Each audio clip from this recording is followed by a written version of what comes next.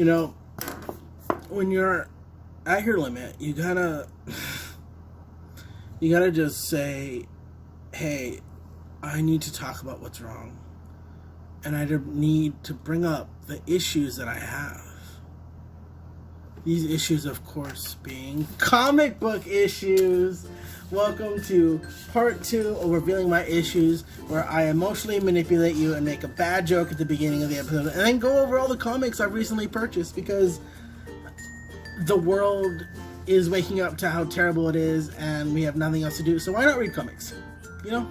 First on the bracket is Wonder Woman, Dead Earth, which I have got to say is just so good. I believe Daniel Warren Johnson with Mike Spacer. Daniel Warren Johnson does the writing. He does he does art. I believe Mike Spacer is the colorist.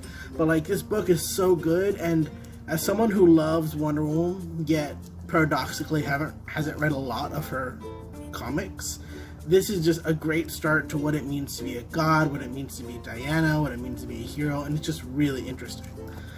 Second thing I have off today is the long-anticipated Dark Knight's Metal. I'm going to take the cover off so you don't get too much sheen on this one, but literally, like, it's so 90s. Like, the cover is popping off, and you see it, you can reflect light. Sorry, my dog is calling.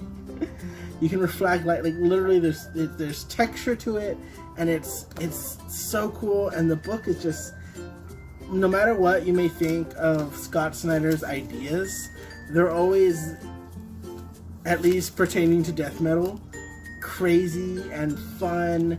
And I'm down to get weird. Let's get weird. I mean, if you haven't read the issue, don't listen for the next 5 seconds. Invisible Chainsaw of Truth, Black Lantern Ring, Anti-Life Infection. Those 3 things immediately sold me on the book. My dog was crying. Hello. I'm under attack! Sorry, she was crying. Okay. The next book I got, we're kind of going by publication date right now, is Outlawed, which is, it's kind of Civil War, but with teens, and it's basically very much, you know, there's a disaster, and the teens are blamed for it, and next thing you get is no teen vigilantes, at least until the age of 21, I want to say.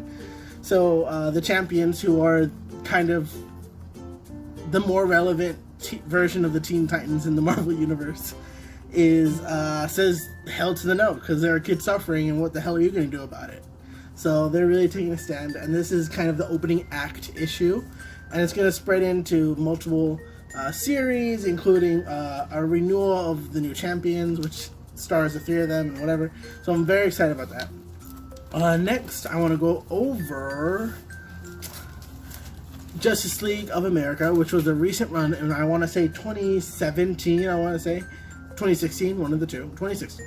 And it went on for like 25 to 30 issues. And what I got here is both by the same person, by, I believe, Steve Orlando, who I like, Ray Rebirth and Vixen Rebirth. Now, because of the weird, since the reboot, some characters haven't really gotten their spotlight. So this is kind of the spotlight for the Ray and the spotlight for Vixen.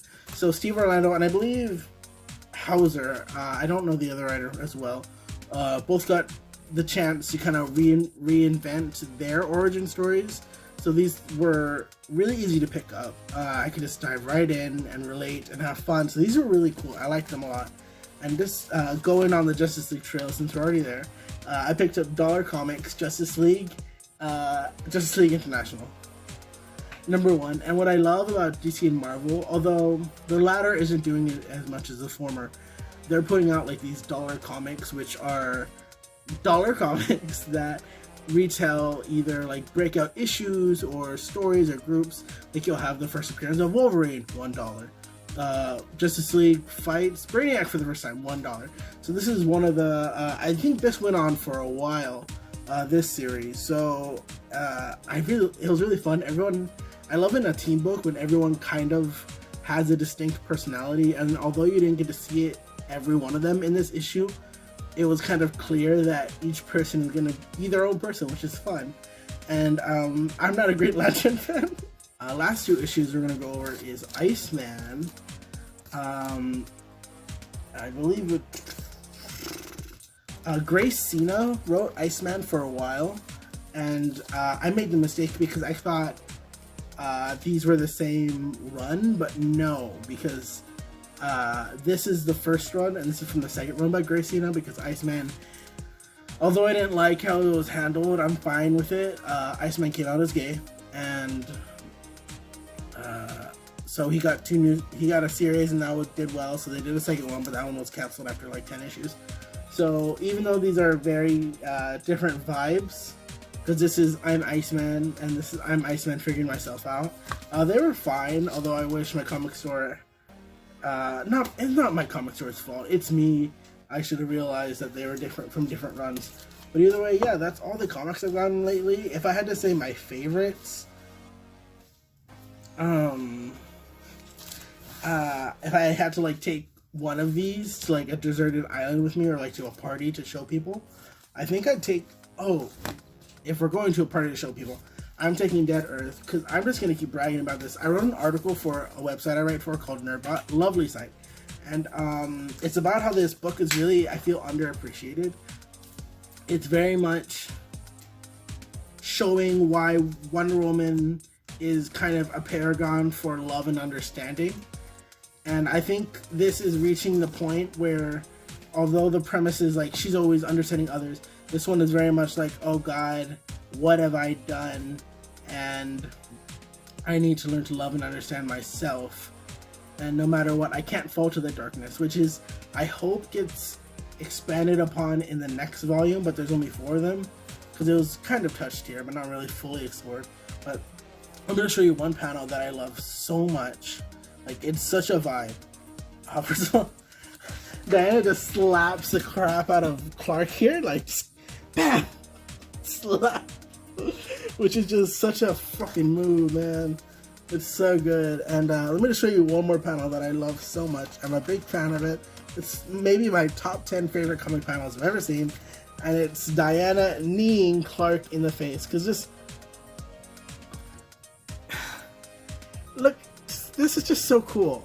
Like, I love the art style and the writing of Daniel Warren Johnson. And it's just, this is... if I could have a little poster of just this, that'd be great.